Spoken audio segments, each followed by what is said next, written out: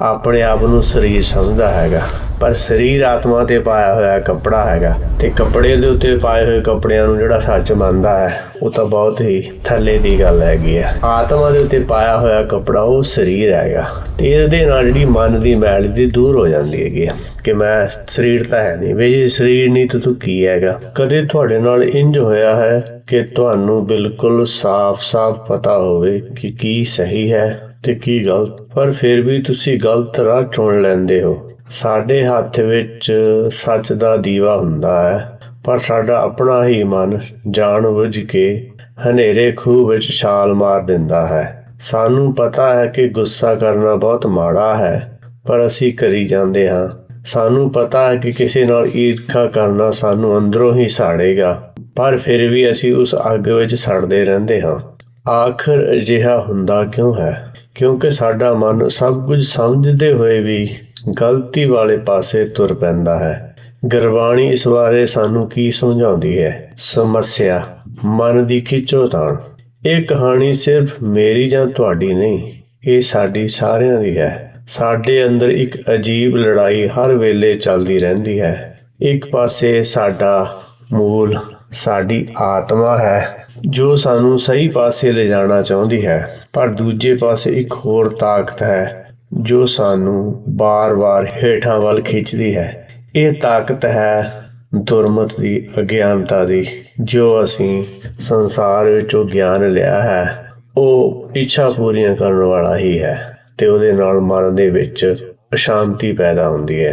ਅਸੀਂ ਸਾਰੇ ਸਵੇਰੇ ਉੱਠ ਕੇ ਅਰਦਾਸ ਕਰਦੇ ਹਾਂ ਕਿ ਹੇ ਪਰਮੇਸ਼ਰ ਸਾਨੂੰ ਵਿਕਾਰਾਂ ਤੋਂ ਬਚਾ ਕੇ ਰੱਖਣਾ, ਪਰ ਦਿਨ ਚੜ੍ਹਦੇ ਹੀ ਅਸੀਂ ਉਸੇ ਕਾਂ, ਕ੍ਰੋਧ, ਲੋਭ, ਮੋਹ ਤੇ ਹੰਕਾਰ ਦੇ ਜਾਲ ਵਿੱਚ ਫਸ ਜਾਂਦੇ ਹਾਂ।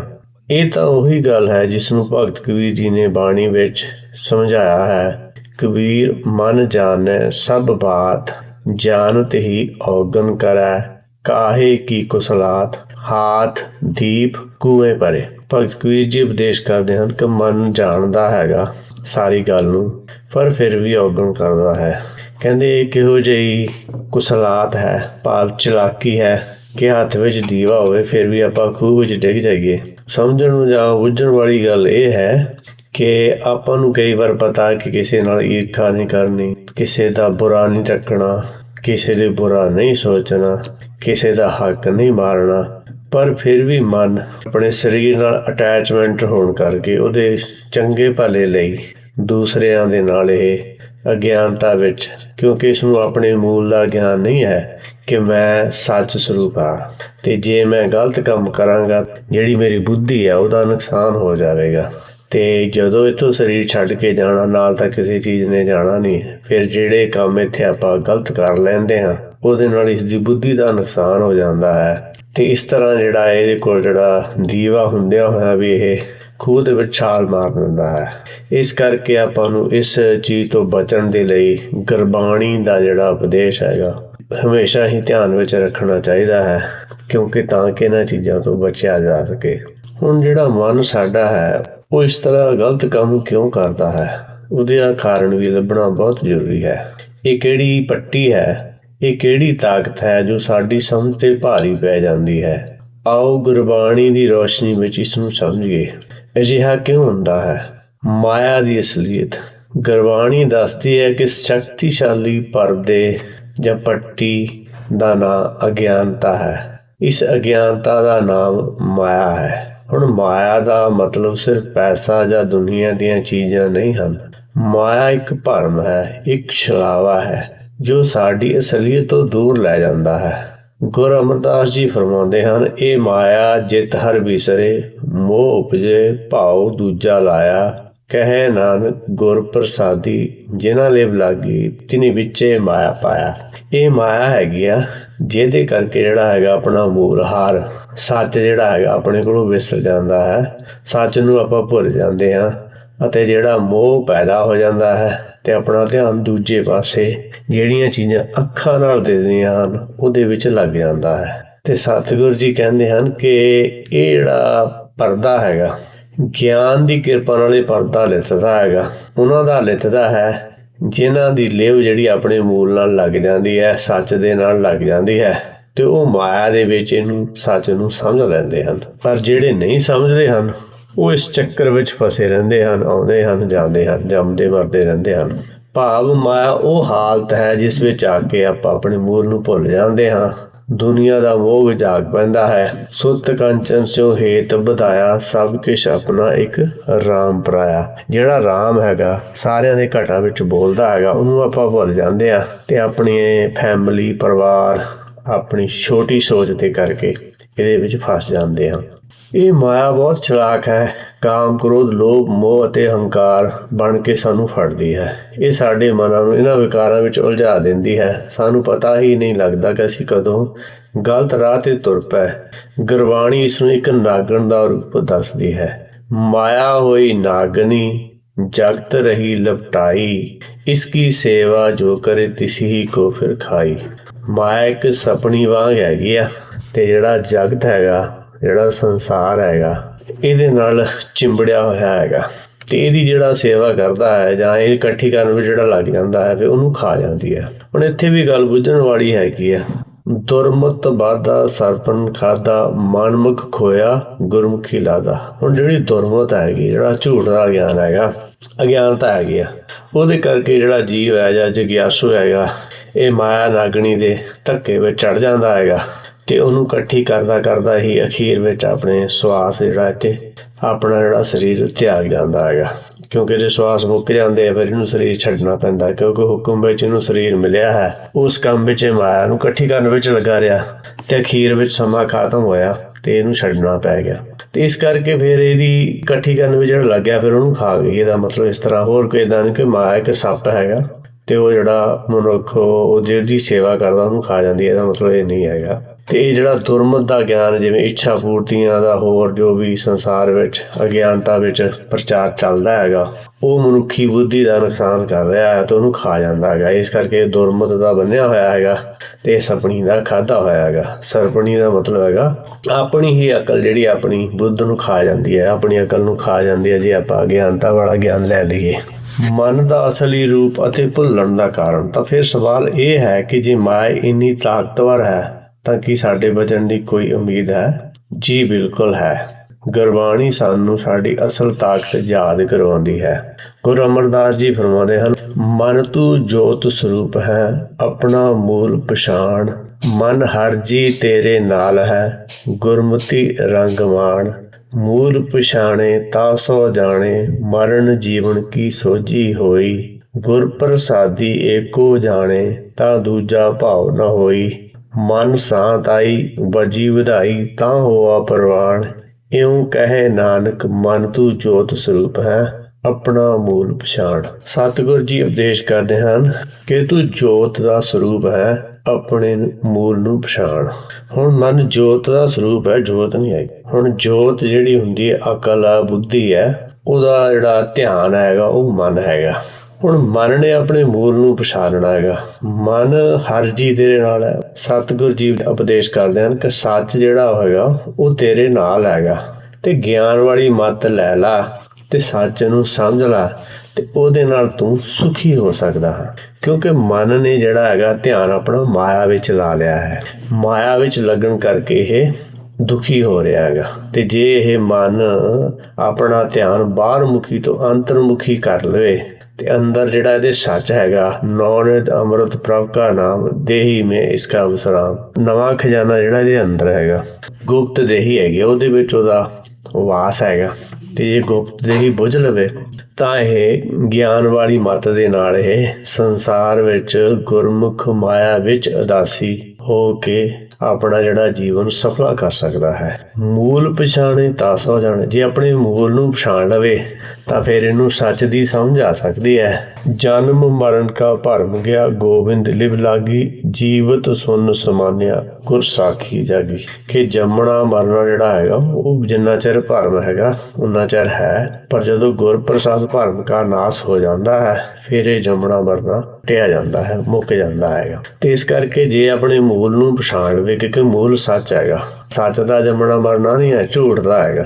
ਜਿੰਨਾ ਚਿਰ ਆਪਣਾ ਧਿਆਨ ਮਾਇਆ ਵਿੱਚ ਹੈ, ਆਪਣੇ ਅੰਦਰ ਮਾਇਆ ਦੀਆਂ ਇੱਛਾਵਾਂ ਹਨ, ਉਹਦੇ ਕਰਕੇ ਇਛਾਵਾਂ ਨੂੰ ਭੋਗਣ ਦੇ ਲਈ ਆਪਾਂ ਨੂੰ ਫਿਜ਼ੀਕਲ ਬਾਡੀ ਦੀ ਜ਼ਰੂਰਤ ਹੈ। ਇਹ ਪੰਜ ਭੂਤ ਤੱਤ ਜਿਹੜਾ ਸਰੀਰ ਦੀ ਲੋੜ ਹੈ। ਤੇ ਗਿਆਨ ਦੀ ਕਿਰਪਾ ਨਾਲ ਕਹਿੰਦੇ ਜੇ ਇੱਕ ਨੂੰ ਜਾਣ ਲਵੇ ਫਿਰ ਜਿਹੜਾ ਦੂਜਾ ਭਾਵ ਨਾ ਹੋਈ, ਦੂਜੇ ਜਿਹੜਾ ਆ ਸਰੀਰ ਲੈਣਾ ਦੀ ਜਾਂ ਮਾਇਆ ਦੀਆਂ ਜਿਹੜੀਆਂ ਇਛਾਵਾਂ ਦੀ ਭੁੱਖ ਨਹੀਂ ਰਹਿੰਦੀ ਹੈਗੀ। ਫਿਰ ਕਹਿੰਦੇ ਮਨ ਵਿੱਚ ਸ਼ਾਂਤੀ ਆ ਜਾਂਦੀ ਹੈ ਤੇ ਅੰਦਰ ਫਿਰ ਇਹਦੇ ਵੱਜੀ ਵਧਾਈ ਤਾਂ ਹੋਆ ਪ੍ਰਵਾਨ, ਤੇ ਫਿਰ ਇਹ ਹੁਕਮ ਜਿਹੜਾ ਹੈਗਾ ਪਰਮੇਸ਼ਰ ਵੱਲੋਂ ਇਹਨੂੰ ਪ੍ਰਵਾਨ ਕਰ ਲਿਆ ਜਾਂਦਾ ਹੈਗਾ ਤੇ ਇਹਦੇ ਅੰਦਰ ਵਾਧਾ ਹੋ ਜਾਂਦਾ, ਸੱਚ ਦਾ ਗਿਆਨ ਜਿਹੜਾ ਦਾ ਪੂਰਾ ਹੋ ਜਾਂਦਾ ਹੈਗਾ, ਅੰਦਰ ਇਹਦੇ ਸ਼ਬਦ ਗੁਰੂ ਪ੍ਰਗਟ ਹੋ ਜਾਂਦਾ ਹੈ। ਇਸ ਤਰ੍ਹਾਂ ਨਾਨਕ ਜੀ ਕਹਿੰਦੇ ਹਨ ਕਿ ਮਨ ਤੂੰ ਜੋਤ ਦਾ ਸਰੂਪ ਹੈਗਾ ਤੇ ਆਪਣੇ ਮੂਲ ਨੂੰ ਪਛਾਣ ਲੈ ਤੇ ਤੇਰਾ ਜਿਹੜਾ ਸਾਰਾ ਕੰਮ ਫਿਰ ਹੀ ਹੋ ਸਕਦਾ, ਕਿਉਂਕਿ ਆਪਾਂ ਸਾਰੇ ਇਸ ਸੰਸਾਰ ਵਿੱਚ ਆਪਣੇ ਆਪ ਨੂੰ ਬੁੱਝਣ ਦੇ ਲਈ ਆਏ ਹਾਂ। ਜੇ ਬੁੱਝ ਲਈਏ ਤਾਂ ਫਿਰ ਇਹ ਕੰਮ ਜਿਹੜਾ ਹੋ ਸਕਦਾ ਹੈਗਾ, ਕਿਉਂਕਿ ਕਹੋ ਕਬੀਰ ਹਮ ਰਾਮ ਕੀਆਂ ਚ ਜਿਹੜਾ ਅੰਦਰ ਸਿਰ ਦੇ ਵਿੱਚ ਸਾਹ ਲੈਂਦਾ ਹੈ ਉਹਦਾ ਇਹ ਧਿਆਨ ਹੀ ਹੈ ਤੇ ਇਹ ਉਹਦੇ ਕੋਲੋਂ ਉਹਦਾ ਧਿਆਨ ਹੀ ਜਿਹੜਾ ਉਹਦੇ ਵੱਸ ਵਿੱਚ ਨਹੀਂ ਹੈਗਾ ਤੇ ਉਹਨੇ ਵੱਸ ਕਰਨਾ ਹੈਗਾ, ਕਿਉਂਕਿ ਮਨ ਜੀਤੇ ਜਗ ਜੀਤ, ਮਨ ਨੂੰ ਜਿੱਤਣਾ ਹੀ ਜਿਹੜਾ ਹੈ ਸਭ ਤੋਂ ਵੱਡਾ ਕੰਮ ਹੈਗਾ। ਕੁਐਸਚਨ ਇਹ ਪੈਦਾ ਹੁੰਦਾ ਹੈ ਕਿ ਮਨ ਨੂੰ ਵਾਪਸ ਕਿਵੇਂ ਜਿੱਤਣਾ ਹੈ, ਇਹਦੇ ਤੇ ਜਿਹੜੀ ਮੈਲ ਲੱਗੀ ਹੈ ਇਹਨੂੰ ਸਾਫ਼ ਕਿਵੇਂ ਕੀਤਾ ਜਾ ਸਕਦਾ ਹੈ, ਇਸ ਭਟਕੇ ਹੋਏ ਮਨ ਨੂੰ ਘਰ ਵਾਪਸ ਕਿਵੇਂ ਲਿਆਂਦਾ ਜਾ ਸਕਦਾ ਹੈ। ਗੁਰਬਾਣੀ ਸਿਰਫ ਬਿਮਾਰੀ ਨਹੀਂ ਦੱਸਦੀ, ਉਸ ਦਾ ਪੱਕਾ ਇਲਾਜ ਵੀ ਦੱਸਦੀ ਹੈ। ਆਓ ਉਹਨਾਂ ਤਰੀਕਿਆਂ ਨੂੰ ਸਮਝੀਏ ਜੋ ਗੁਰ ਉਪਦੇਸ਼ ਨੇ ਸਾਨੂੰ ਬਖਸ਼ੇ ਹਨ, ਜਿਨ੍ਹਾਂ ਦੇ ਨਾਲ ਜਿਹੜਾ ਮਨ ਧੋਤਾ ਜਾ ਸਕਦਾ ਹੈ। ਕਰਮੀ ਸਹਿਜ ਨ ਉਪਜੇ, ਵਿਣ ਸਹਿਜੇ ਸਹਿਸਾ ਨਾ ਜਾਏ, ਨਹਿ ਜਾਏ ਸਹਿਸਾ ਕਿਤੇ ਸੰਜਮ, ਰਹੇ ਕਰਮ ਕਮਾਏ, ਸਹਿਸੇ ਜੀਉ ਮਲੀਨ ਹੈ ਕਿਤ ਸੰਜਮ ਧੋਤਾ ਜਾਏ। ਮਨ ਧੋ ਸ਼ਬਦ ਲਾਗੋ, ਹਰਸਿਓ ਰਹੋ ਚਿਤ ਲਾਏ, ਕਹਿ ਨਾਨਕ ਗੁਰ ਪ੍ਰਸਾਦੀ ਸਹਿਜ ਉਪਜੈ, ਇਉ ਸਹਿਸਾ ਇਵ ਜਾਏ। ਆਨੰਦ ਸਾਹਿਬ ਵਿੱਚ ਸਤਿਗੁਰੂ ਜੀ ਉਪਦੇਸ਼ ਕਰਦੇ ਹਨ ਕਿ ਜਿਹੜਾ ਕਰਮ ਕਰਦੇ ਆ, ਕਹਿੰਦੇ ਕਰਮ ਧਰਮ ਪਾਖੰਡ ਚੋਦੀ ਚ ਜਿਹੜਾ ਕਰਮ ਧਰਮ ਹੈਗਾ, ਜਿਹੜਾ ਫਿਜ਼ੀਕਲ ਬਾਡੀ ਨਾਲ ਆਪਾਂ ਕੋਸ਼ਿਸ਼ਾਂ ਕਰਦੇ ਹੈਗੇ, ਉਹ ਧਰਮ ਜਿਹੜਾ ਹੈਗਾ ਉਹ ਪਖੰਡ ਹੈਗਾ। ਪਖੰਡ ਕਿਉਂ ਹੈਗਾ? ਜਿਹੜਾ ਸੱਚ ਦੀ ਰੋਸ਼ਨੀ ਵਿੱਚ ਸੱਚ ਨੂੰ ਸਮਝ ਕੇ ਕੋਈ ਕਰਮ ਕੀਤਾ ਜਾਂਦਾ ਹੈ, ਉਹ ਜਿਹੜਾ ਕਰਮ ਗੁਰਬਾਣੀ ਉਹਨੂੰ ਮਨਜ਼ੂਰ ਕਰਦੀ ਹੈ, ਉਹ ਕਰਮ ਸਹੀ ਹੈ, ਕਿਉਂਕਿ ਉਹ ਸ਼ਬਦ ਹੈ ਗੁਰ ਕੀ ਸੇਵਾ ਸ਼ਬਦ ਵਿਚਾਰ। ਜਦੋਂ ਕੋਈ ਸ਼ਬਦ ਵਿਚਾਰ ਕਰਦਾ ਬਾਹਰ ਮੁਖੀ ਕੋਈ ਉਹ ਕੰਮ ਹੁੰਦਾ ਨਹੀਂ ਤੇ ਉਹਦੇ ਨਾਲ ਅੰਦਰ ਹੰਕਾਰ ਨਹੀਂ ਪੈਦਾ ਹੁੰਦਾ। ਪਰ ਜਦੋਂ ਫਿਜ਼ੀਕਲ ਬਾਡੀ ਨਾਲ ਕੋਈ ਜੋੜਿਆਂ ਦੀ ਸੇਵਾ ਕਰਦਾ ਹੈ, ਕੋਈ ਲੰਗਰ ਦੀ ਸੇਵਾ ਕਰਦਾ ਹੈ, ਇਹ ਜਿਹੜੀਆਂ ਫਿਜ਼ੀਕਲ ਬਾਡੀ ਨਾਲ ਸੇਵਾਵਾਂ ਆਪਾਂ ਕਰਦੇ ਹਾਂ ਉਹਦੇ ਨਾਲ ਹੰਕਾਰ ਪੈਦਾ ਹੋ ਜਾਂਦਾ ਕਿ ਮੈਂ ਕੁਛ ਕਰਦਾ ਹਾਂ। ਇਹ ਮੈਂ ਕੁਛ ਕਰਨਾ ਜਿਹੜਾ ਹੈਗਾ ਇਹੀ ਸਭ ਤੋਂ ਵੱਡਾ ਭਰਮ ਹੈਗਾ। ਹੁਣ ਜਿਹੜਾ ਅੰਦਰ ਸਹਿਸਾ ਕੀ ਹੁੰਦਾ ਹੈਗਾ, ਸ਼ੰਕਾ ਅੰਦਰ ਹੈਗੀ, ਦੁਵਿਧਾ ਹੈਗੀ, ਦੁਚਿੱਤੀ ਹੈਗੀ ਆ। ਇਹ ਜਾਗਰਤ ਅਵਸਥਾ ਹੋਏ ਤੋਂ ਬਗੈਰ ਜਾਂ ਸੱਚ ਦੇ ਗਿਆਨ ਤੋਂ ਬਗੈਰ ਇਹ ਜਿਹੜੀ ਸ਼ੰਕਾ ਦੂਰ ਨਹੀਂ ਹੋ ਸਕਦੀ। ਜਿੰਨੇ ਮਰਜ਼ੀ ਕਰਮ ਕਰ ਲਓ ਸਰੀਰ ਦੇ ਨਾਲ, ਇਹਨਾਂ ਦੇ ਨਾਲ ਇਹ ਸੰਸਾਰ ਜਾਣਾ ਨਹੀਂ ਹੈਗਾ, ਕਿਉਂਕਿ ਇਹਦੇ ਕਰਕੇ ਜਿਹੜਾ ਆਪਣਾ ਮੂਲ ਹੈਗਾ ਉਹਦਾ ਮਨ ਮਲੀਨ ਹੈਗਾ ਤੇ ਇਹਨੂੰ ਕਹਿੰਦੇ ਕਿਸ ਤਰੀਕੇ ਨਾਲ ਧੋਤਾ ਜਾ ਸਕਦਾ ਹੈ। ਫਿਰ ਸਤਿਗੁਰੂ ਜੀ ਇਸ ਦਾ ਜਵਾਬ ਦਿੰਦੇ ਹਨ ਕਿ ਇਹਨੂੰ ਜੇ ਧੋਣਾ ਹੈ ਤਾਂ ਸ਼ਬਦ ਨਾਲ ਮਨ ਨੂੰ ਲਾਉਣਾ ਪਵੇਗਾ, ਸ਼ਬਦ ਵਿਚਾਰ ਕਰਨੀ ਪਵੇਗੀ। ਜਦੋਂ ਆਪਾਂ ਸ਼ਬਦੀ ਵਿਚਾਰ ਕਰਦੇ ਹਾਂ ਉਦੋਂ ਜਿਹੜਾ ਆਪਣਾ ਮੂਲ ਉਹ ਪ੍ਰੈਜ਼ੈਂਟ ਹੁੰਦਾ ਹੈਗਾ। ਦੋ ਮਿਲ ਕਾਰਜ ਉਪਜੈ ਰਾਮ ਨਾਮ ਸੰਜੋਗ, ਕਿਉਂਕਿ ਦੋਨਾਂ ਦੇ ਮਿਲਣ ਦੇ ਨਾਲ ਇਹ ਕਾਰਜ ਪੂਰਾ ਹੋਣਾ ਹੈਗਾ। ਜਿਹੜਾ ਅੰਦਰ ਹੈਗਾ ਉਹਨੂੰ ਹਉ ਹੈਗੀ ਆ, ਪਰ ਸਰੀਰ ਪੈਦਾ ਹੋਣ ਦੇ ਨਾਲ ਇਹ ਮੈਂ ਪੈਦਾ ਹੋ ਗਈ। ਇਸ ਤਰ੍ਹਾਂ ਇਹ ਬਣ ਗਈ ਹਉਮੈ ਤੇ ਮਨ ਨੂੰ ਹਉਮੈ ਦਾ ਰੋਗ ਲੱਗਿਆ ਹੈਗਾ।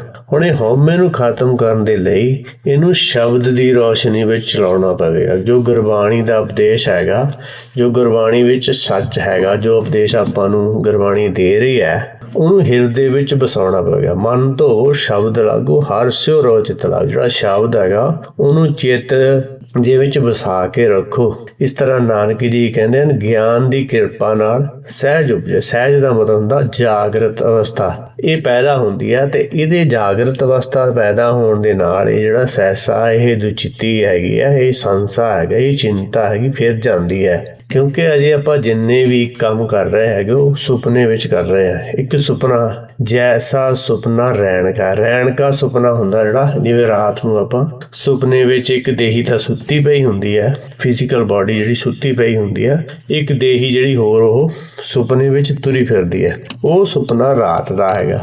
ਇਸੇ ਤਰ੍ਹਾਂ ਦਿਨ ਵਿੱਚ ਜਿਹੜਾ ਆਪਾਂ ਮਾਇਆ ਦੇ ਕੰਮਾਂ ਵਿੱਚ ਭੱਜੇ ਫਿਰਦੇ ਹੈਗੇ ਆ, ਉਹ ਸੁਪਨਾ ਦਿਨ ਕਾ ਹੈਗਾ। ਹੁਣ ਇਹ ਜਿਹੜੇ ਦੋਨੇ ਸੁਪਨੇ ਹੈਗੇ ਖਤਮ ਹੋਣੇ ਹੈਗੇ।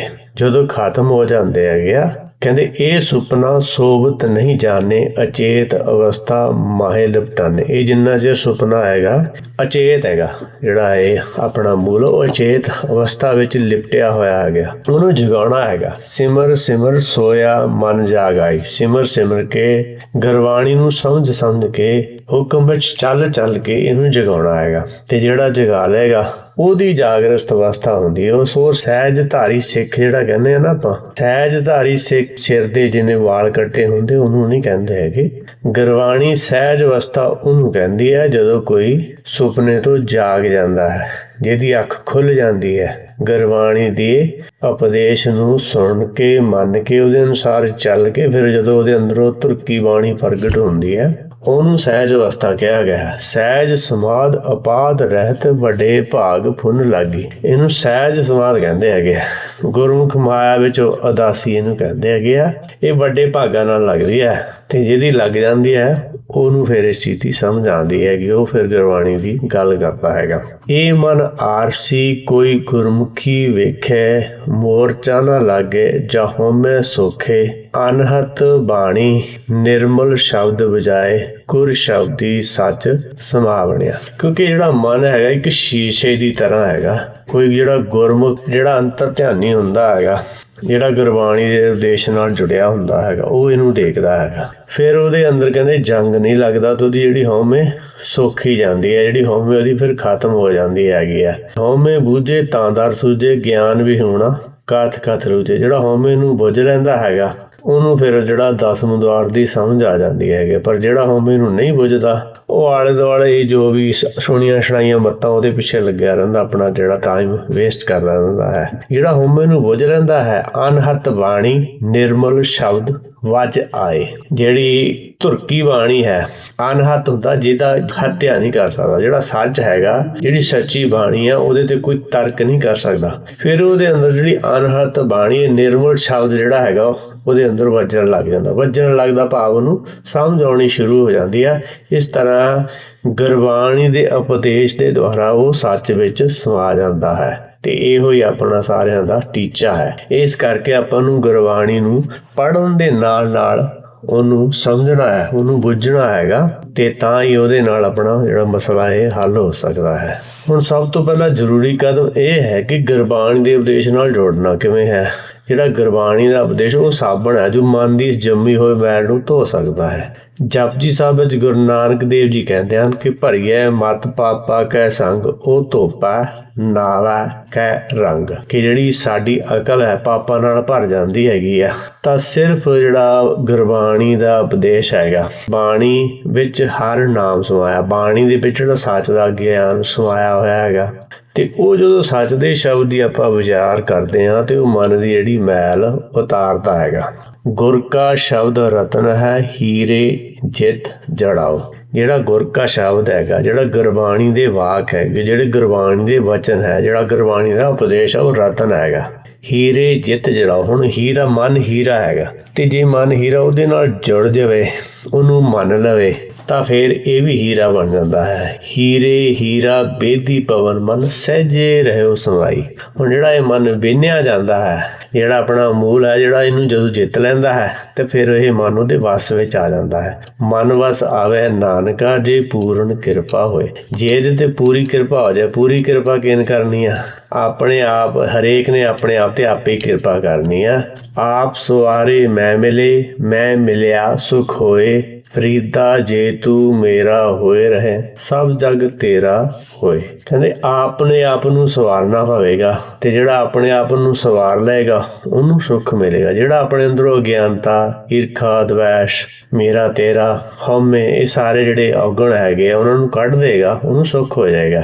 ਬਾਬਾ ਫਰੀਦ ਨੂੰ ਜਿਵੇਂ ਪਰਮੇਸ਼ਰ ਨੇ ਬੁਲਾਇਆ ਹੈਗਾ, ਉਹਨੂੰ ਕਿਹਾ ਕਿ ਜੇ ਤੂੰ ਸੱਚ ਨੂੰ ਅਪਣਾ ਲਵੇਂ ਤੇ ਫਿਰ ਸਾਰਾ ਜੱਗ ਸੱਚ ਦਾ ਹੀ ਹੈਗਾ ਤੇ ਤੇਰੀ ਵੀ ਜਿਹੜੀ ਇੱਛਾ ਉਹ ਸੱਚ ਵਿੱਚ ਮਿਲ ਜਾਊਗੀ ਤੇ ਉਹ ਸਾਰਾ ਜੱਗ ਵੀ ਤੇਰਾ ਵੀ ਵਿੱਚ ਨਾਲ ਹੀ ਹੋ ਜਾਊਗਾ। ਕਿਉਂਕਿ ਜਿੰਨਾ ਚਿਰ ਆਪਾਂ ਸੱਚ ਤੋਂ ਵੱਖਰੇ ਹੈਗੇ ਆ ਉਹਨਾਂ ਚਿਰ ਇਹ ਦੋ ਨਜ਼ਰ ਆਉਂਦੇ ਆ, ਪਰ ਜਦੋਂ ਸੱਚ ਦੇ ਨਾਲ ਜੁੜ ਜਾਂਦਾ ਕੋਈ ਤਾਂ ਫਿਰ ਉਹਨੂੰ ਲਈ ਸਾਬੇ ਕਟ ਰਾਮ ਬੋਲੇ ਰਾਮਾ ਬੋਲੇ ਬਣ ਜਾਂਦਾ ਹੈਗਾ ਕਿ ਹਰੇਕ ਦੇ ਘੱਟ ਵਿੱਚ ਰਾਮ ਬੋਲਦਾ ਹੈ ਜਾਂ ਹਰ ਬੋਲਦਾ ਹੈ, ਉਹ ਇੱਕੋ ਹੀ ਗੱਲ ਹੈਗੀ ਆ। ਹੁਣ ਜੇ ਮਨ ਨੂੰ ਤੁਸੀਂ ਟਿਕਾਉਣਾ ਹੈਗਾ ਤੇ ਉਹਦਾ ਇੱਕੋ ਇੱਕ ਇਲਾਜ ਹੈ, ਗਿਆਨ ਕਾ ਬੱਧਾ ਮਨ ਰਹੇ ਗੁਰ ਬਿਨ ਗਿਆਨ ਨਾ ਹੋਏ।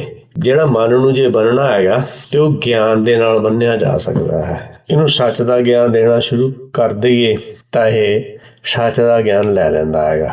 ਪਰ ਉਹ ਪਹਿਲਾਂ ਇਹ ਔਖਾ ਕੰਮ ਹੈਗਾ, ਪਰ ਹੌਲੀ ਹੌਲੀ ਜਿਵੇਂ ਜਿਵੇਂ ਇਹਨੂੰ ਗੁਰਬਾਣੀ ਦੀ ਸਮਝ ਆਉਣੀ ਸ਼ੁਰੂ ਹੋ ਜਾਂਦੀ ਹੈ ਕਿ ਫਿਰ ਇਹ ਟਿਕਣ ਲੱਗ ਜਾਂਦਾ ਹੈ। ਇਹ ਇੱਕ ਸਫਲ ਕਿਰਿਆ ਹੈਗੀ ਜਿੱਥੇ ਅਸੀਂ ਆਪਣੇ ਭੱਜਦੇ ਦੌੜਦੇ ਮਨ ਨੂੰ ਇਕੱਠਾ ਕਰਕੇ ਸੱਚ ਦੀ ਯਾਦ ਵਿੱਚ ਜੋੜਦੇ ਹਾਂ ਜਾਂ ਆਪਣੇ ਮੂਲ ਦੇ ਨਾਲ ਜੋੜਦੇ ਹਾਂ ਤੇ ਗਿਆਨ ਵਿਚਾਰ ਉਸ ਭਟਕਦੇ ਮਨ ਨੂੰ ਇੱਕ ਥਾਂ ਤੇ ਟਿਕਾਉਣ ਦਾ ਸਭ ਤੋਂ ਵਧੀਆ ਤਰੀਕਾ ਹੈ। ਪ੍ਰਭ ਕੈ ਸਿਮਰਨ ਮਨ ਕੀ ਮਲ ਜਾਏ, ਅੰਮ੍ਰਿਤ ਨਾਮ ਰਿੱਧ ਮਾਹੇ ਸਮਾਏ।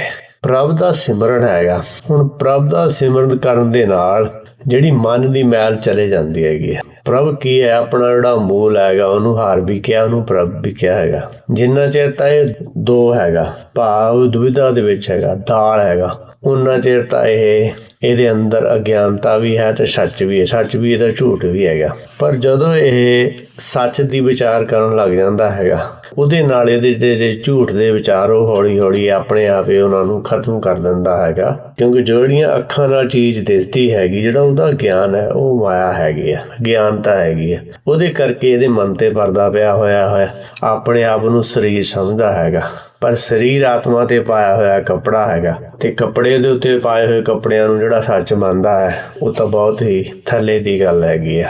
ਇਸ ਕਰਕੇ ਜਿਵੇਂ ਜਿਵੇਂ ਪਹਿਲਾ ਕੱਪੜਾ ਇਹਨੂੰ ਇਹ ਸਮਝ ਆਉਂਦੀ ਹੈ ਆਤਮਾ ਦੇ ਉੱਤੇ ਪਾਇਆ ਹੋਇਆ ਕੱਪੜਾ ਉਹ ਸਰੀਰ ਹੈਗਾ ਤੇ ਇਹਦੇ ਨਾਲ ਜਿਹੜੀ ਮਨ ਦੀ ਮੈਲ ਦੀ ਦੂਰ ਹੋ ਜਾਂਦੀ ਹੈਗੀ ਆ ਕਿ ਮੈਂ ਸਰੀਰ ਤਾਂ ਹੈ ਨਹੀਂ, ਵੀ ਜੇ ਸਰੀਰ ਨਹੀਂ ਤਾਂ ਤੂੰ ਕੀ ਹੈਗਾ। ਉਹ ਤੋਂ ਬਾਅਦ ਅੱਗੇ ਕੁਐਸਚਨ ਪੈਦਾ ਹੁੰਦਾ ਕਿ ਜੇ ਤੂੰ ਸਰੀਰ ਨਹੀਂ ਤਾਂ ਫਿਰ ਕੀ ਹੈਗਾ? ਫਿਰ ਤੂੰ ਜੋਤ ਹੈਗਾ। ਹੁਣ ਜੋਤ ਵਿੱਚ ਕੀ ਹੈਗਾ? ਜਾਤ ਮੈਂ ਜੋਤ, ਜੋਤ ਮੈਂ ਜਾਤਾ, ਅਕਲ ਕਲਾ ਭਰਪੂਰ ਰਿਹਾ। ਜਾਤ ਦੇ ਵਿੱਚ ਜੋਤ ਹੈ, ਫਿਜ਼ੀਕਲ ਬੋਡੀ ਵਿੱਚ ਜੋਤ ਹੈਗਾ। ਜੋਤ ਜਿਹੜੀ ਹੈਗੀ ਉਹਦੇ ਵਿੱਚ ਗਿਆਨ ਹੈਗਾ, ਸੱਚ ਦਾ ਵੀ ਝੂਠ ਦਾ। ਜਿੰਨਾ ਚਿਰ ਦੋਨੇ ਗਿਆਨ ਹੈਗੇ ਉਹਨਾਂ ਚਿਰ ਇਹ ਮਲੀਨ ਹੈਗਾ ਮਨ। ਪਰ ਜਦੋਂ ਇਹਦਾ ਮਾਇਆ ਦੇ ਨਾਲੋਂ ਮੋਹ ਹਟ ਜਾਂਦਾ ਹੈਗਾ ਗੁਰਬਾਣੀ ਦੇ ਉਪਦੇਸ਼ਨ ਨਾਲ, ਗਿਆਨ ਅੰਜਨ ਗੁਰਦੀਆ ਅਗਿਆਨ ਅੰਧੇਰ ਵਿਨਾਸ਼, ਫਿਰ ਇਹ ਆਪਣੇ ਅੰਦਰ ਚਲਾ ਜਾਂਦਾ ਹੈ, ਆਪਣੇ ਅੰਦਰ ਨੂੰ ਸਮਝਣ ਲੱਗ ਜਾਂਦਾ ਹੈ। ਜਦੋਂ ਆਪਣੇ ਅੰਦਰ ਸ਼ਬਦ ਦੀ ਵਿਚਾਰ ਕਰਦਾ ਉਹਨੂੰ ਕਿਹਾ ਗਿਆ ਪ੍ਰਭ ਕੇ ਸਿਮਰਨ ਮਨ ਕੀ ਮਲ ਜਾਏ। ਉਹਦੇ ਨਾਲ ਮਨ ਦੀ ਮੈਲ ਜਾਂਦੀ ਹੈਗੀ ਹੈ। ਅੰਮ੍ਰਿਤ ਨਾਮ ਰਿੱਧ ਮਾਹੇ ਸਮਾਏ। ਜਿਹੜਾ ਅੰਮ੍ਰਿਤ ਨਾਮ ਹੈ, ਜਿਹੜਾ ਸੱਚ ਦਾ ਗਿਆਨ ਹੈਗਾ ਉਹ ਹਿਰਦੇ ਵਿੱਚ ਸਮਾ ਜਾਂਦਾ ਹੈ। ਜਦੋਂ ਆਪਾਂ ਸ਼ਬਦ ਦੀ ਵਿਚਾਰ ਕਰਦੇ ਹਾਂ, ਸ਼ਬਦ ਦੀ ਵਿਚਾਰ ਵਿੱਚ ਜਿਹੜੀ ਸੋਝੀ ਆਉਂਦੀ ਹੈਗੀ ਆ ਉਹ ਅੰਦਰ ਸਮਾਉਂਦੀ ਹੈਗੀ ਆ। ਉਹ ਜਿਹੜਾ ਆਪਣੇ ਅੰਦਰ ਬੈਠਾ ਹੈਗਾ ਉਹ ਸੋਝੀ ਨੂੰ ਲੈਂਦਾ ਹੈਗਾ। ਉਹ ਜਿਹੜੀ ਸੋਝੀ ਹੈਗੀ ਆ ਫਿਰ ਉਹ ਬਾਅਦ ਵਿੱਚ ਗਿਆਨ ਦੇ ਰੂਪ ਵਿੱਚ, ਜਦੋਂ ਗਿਆਨ ਆਪਾਂ ਬਾਹਰ ਗਿਆਨ ਦੀ ਵਿਚਾਰ ਕਰਦੇ ਹਾਂ, ਗੁਰ ਕੀ ਸੇਵਾ ਸ਼ਬਦ ਵਿਚਾਰ ਕਰਦੇ ਹਾਂ, ਉਹ ਆਪਣੇ ਅੰਦਰ ਕਰਦੇ ਹਾਂ। ਪਰ ਜਦੋਂ ਉਹ ਜਿਹੜੀ ਸੋਝੀ ਆ ਜਾਂਦੀ ਹੈਗੀ ਆ ਫਿਰ ਆਪਾਂ ਸੰਗਤ ਵਿੱਚ ਜਦੋਂ ਵਿਚਾਰ ਕਰਦੇ ਹਾਂ ਉਹਨੂੰ ਜਿਹੜਾ ਹੈਗਾ ਉਹ ਗਿਆਨ ਕਹਿੰਦੇ ਹੈਗੇ। ਪਰ ਜਿੰਨਾ ਚਿਰ ਹਿਰਦੇ ਵਿੱਚ ਹੈਗੀ ਉਹ ਪਰਾਬਾਣੀ ਜਿਹੜੀ ਹੈਗੀ ਉਹ ਨਾਮ ਹੈਗੀ ਆ, ਉਹ ਨਾਮ ਨੂੰ ਹੀ ਆਪਾਂ ਜਦੋਂ ਬੋਲ ਕੇ ਸ਼ਬਦਾਂ ਦੁਆਰਾ ਬਾਹਰ ਦੱਸਦੇ ਹਾਂ ਉਹਨੂੰ ਗਿਆਨ ਕਹਿ ਦਿੰਦੇ। ਮਿਲ ਸਤ ਸੰਗਤੀ ਖੋਜ ਦਸਾਈ ਵਿੱਚ ਸੰਗਤ ਹਾਰ ਪ੍ਰਭ ਵਸੈ ਜੀ। ਹੁਣ ਜਿਹੜੀ ਸੱਚ ਸੰਗਤੀ ਦੇ ਵਿੱਚ ਕਹਿੰਦੇ ਇਹਦੀ ਖੋਜ ਦੀ ਸਮਝ ਆਉਂਦੀ ਹੈਗੀ ਆ।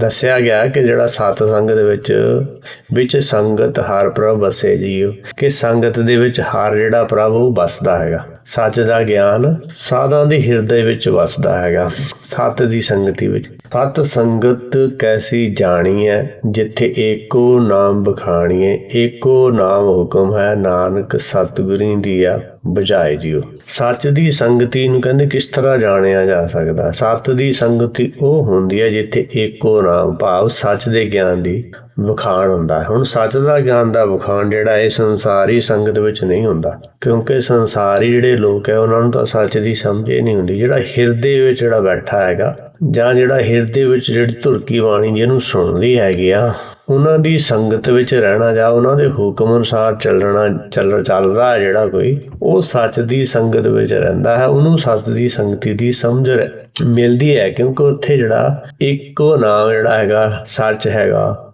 ਸ਼ਬਦ ਗੁਰੂ ਹੈਗਾ, ਉਹਦਾ ਵਖਾਣ ਹੁੰਦਾ ਹੈ। ਹੁਣ ਜਿਹੜਾ ਇੱਕੋ ਨਾਮ ਹੈਗਾ ਉਹਨੂੰ ਹੁਕਮ ਕਿਹਾ ਗਿਆ ਹੈ, ਨਾਨਕ ਸਤਿਗੁਰੀ ਦੀਆ ਬਜਾਏ ਜੀਓ। ਨਾਨਕ ਜੀ ਕਹਿੰਦੇ ਹਨ ਜਿਹੜੇ ਇਹਨਾਂ ਨੂੰ ਸੱਚ ਦੇ ਗਿਆਨ ਦੀ ਸੋਝੀ ਹੈਗੀ ਆ, ਉਹਨਾਂ ਨੇ ਸਾਨੂੰ ਬੁਝਾਇਆ ਹੈ। ਹੁਣ ਇਹ ਗੁਰਬਾਣੀ ਵਿੱਚ ਜਿਹੜਾ ਉਪਦੇਸ਼ ਹੈ, ਉਹਨਾਂ ਨੇ ਇਹ ਪਹਿਲਾਂ ਤਾਂ ਬਿਨਾਂ ਕੰਨਾਂ ਤੋਂ ਸੁਣਿਆ ਹੈਗਾ। ਬਿਨਾਂ ਕੰਨਾਂ ਤੋਂ ਸੁਣ ਕੇ ਇਹਨੂੰ ਗੁਰਬਾਣੀ ਦਾ ਅੱਖਰੀ ਰੂਪ ਜਿਹੜਾ ਆਪਾਂ ਨੂੰ ਪੋਥੀ ਸਾਹਿਬ ਵਿੱਚ ਮਿਲਦਾ ਹੈਗਾ, ਤੇ ਉਹਨੂੰ ਜਿਹੜਾ ਆਪਾਂ ਸਮਝ ਲਵਾਂਗੇ ਤੇ ਆਪਣੇ ਅੰਦਰ ਜਿਹੜਾ ਉਹ ਸੱਚ ਦੀ ਜਿਹੜੀ ਸੰਗਤ ਹੀ ਹੈਗੀ ਆ, ਉਹ ਸੱਚ ਦਾ ਜਿਹੜਾ ਉਪਦੇਸ਼ ਆ ਉਹ ਵਸ ਸਕਦਾ ਹੈਗਾ। ਤੇ ਉਹਦੇ ਨਾਲ ਇਹ ਸਮਝ ਆਉਣੀ ਆ ਕਿ ਜਿਹੜਾ ਸੱਚ ਕੀ ਹੈਗਾ। ਆਪਾਂ ਸਾਰੇ ਸੱਚ ਸਰੂਪ ਹੈਗੇ ਆ, ਪਰ ਆਪਣੇ ਆਪ ਨੂੰ ਭੁੱਲੇ ਹੋਏ ਹੋਣ ਕਰਕੇ ਆਪਾਂ ਨੂੰ ਲੱਗਦਾ ਕਿ ਮੈਂ ਸਰੀਰ ਹੈਗਾ, ਸਰੀਰ ਕਰਕੇ ਸਾਰੇ ਇਹ ਰਿਸ਼ਤੇ ਨਾਤੇ ਹੈਗੇ ਆ। ਪਰ ਜਿਵੇਂ ਜਿਵੇਂ ਇਹ ਆਪਾਂ ਸੱਚ ਨੂੰ ਸਮਝਾਂਗੇ ਤਾਂ ਇਹ ਤੋਂ ਆਪਾਂ ਜਿਹੜਾ ਭਵਜਲ ਸੰਸਾਰ ਹੈਗਾ, ਇਹ ਤੋਂ ਆਪਾਂ ਬਾਹਰ ਨਿਕਲ ਸਕਦੇ ਹਾਂ। ਬਾਹਰ ਨਿਕਲ ਕੇ ਫਿਰ ਇਹ ਜਿਹੜਾ ਆਪਣਾ ਜੀਵਨ ਸਫਲ ਹੋ ਸਕਦਾ ਹੈ। ਪਰ ਜਿੰਨਾ ਚਿਰ ਆਪਾਂ ਵਿੱਚ ਅਗਿਆਨਤਾ ਵਿੱਚ ਹਾਂ, ਆਪਾਂ ਨੂੰ ਇਹ ਆਪਣੇ ਮੂਲ ਦੀ ਸਮਝ ਨਹੀਂ ਹੈ, ਉਹਨਾਂ ਚਿਰ ਆਪਾਂ ਭਰਮ ਦੇ ਵਿੱਚ ਫਸੇ ਹੋਏ ਹੋਣ ਕਰਕੇ ਜੰਮਣ ਮਰਨ ਦੇ ਚੱਕਰ ਵਿੱਚ ਪਏ ਹੋਏ ਆ। ਜੇ ਕਿਸੇ ਨੂੰ ਗੁਰਬਾਣੀ ਪ੍ਰਤੀ ਕੋਈ ਕੁਐਸਚਨ ਹੋਵੇ ਤਾਂ ਆਪਣਾ ਕਮੈਂਟ ਛੱਡ ਸਕਦਾ ਹੈ। ਜਿਵੇਂ ਗੁਰੂ ਦਾ ਹੁਕਮ ਹੋਵੇਗਾ ਉਹਦਾ ਜਵਾਬ ਦਿੱਤਾ ਜਾਵੇਗਾ। ਵਾਹਿਗੁਰੂ ਜੀ ਕਾ ਖਾਲਸਾ, ਵਾਹਿਗੁਰੂ ਜੀ ਕੀ ਫਤਿਹ।